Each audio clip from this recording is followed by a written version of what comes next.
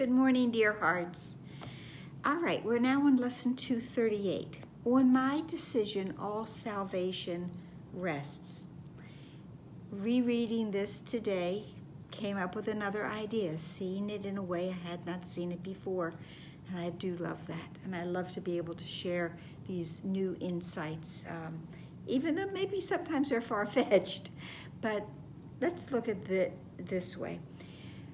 I'm going to read it all at once. Father, your trust in me has been so great. I must be worthy. You created me and know me as I am, and yet you placed your son's salvation in my hands and let it rest on my decision. I must be beloved of you indeed, and I must be steadfast in holiness as well, that you would give your son to me in certainty that he is safe, who still is part of you and yet is mine, because he is myself.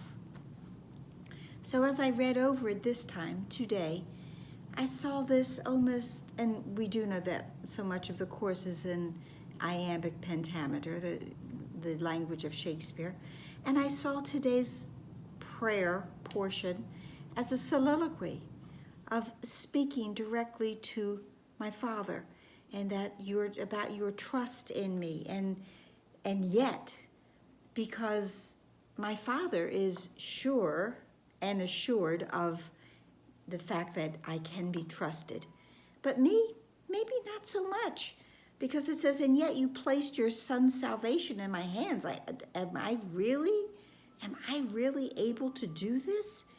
And you let it rest on my decision. You know how many times I've wandered off. You know how many times I've been in doubt and uncertainty. But you, Father, you believe in me. You know me you created me. You know my truth, even when I don't. So I must be beloved of you indeed. Coming to this awareness how much I am loved by my Father, because he has trusted me with his Son. So I must be steadfast in holiness as well. I'm steadfast in holiness. I am there. I am to be trusted. Steadfastness is one who is steadfast is one who can be trusted in all situations and circumstances. And you give your son to me in certainty that he is safe. Now, we know many religions that say that God gave his only begotten son to us for our salvation, to save us. But here, he has given his son to us, certain that he is safe, that he is not going to be crucified, that he is not going to be tortured or maimed.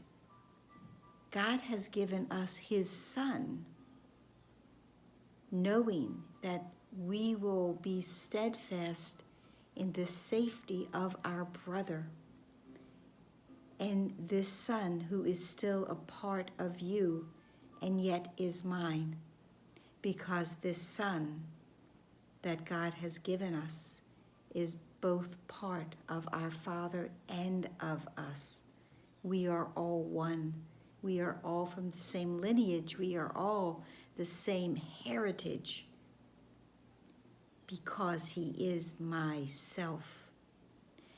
So I saw this today as a soliloquy. Now, the section that we are speaking of, the prevalent thought, is about salvation. There are very, very many quotes and lessons on salvation.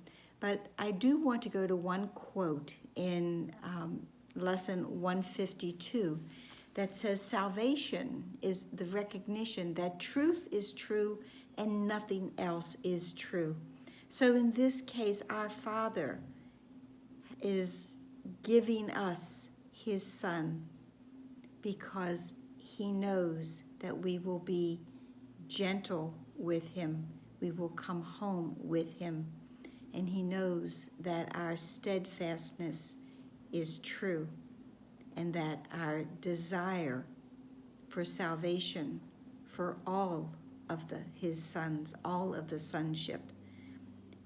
It does rest on us, and we can be trusted. And then the other portion of today's lesson says, and so, again today, we pause to think how much our Father loves us, how much he trusts us, how he knows that we are steadfast in holiness, and how dear his Son, created by his love, remains to him whose love is made complete in him. We are complete in love. God is incomplete without us, and we are incomplete without God in us, without recognizing that we are as God created us, all of us. And, to go back to this one line about, how God trusts us and how much we are loved by God, how much we are trusted by God, there is a line within the text that tells us that trust would settle every problem now. So every problem that I have, that I think I am not worthy of being the one to carry salvation, to share salvation, to allow salvation to bless and heal all of the sonship, my brothers, all of them. Well, the fact is that God trusts us. And if I recognize how worthy I am of his trust, that would settle every problem now, right now. So that is it for today. I hope this helped. I know it's a little bit different, but that's who I am. Please keep coming back. Please share this. Please subscribe. Please comment. And please pray as our sunflowers continue to thrive for at least one more day or longer. I do not know, but I trust that they will. And there's Trixie. Namaste.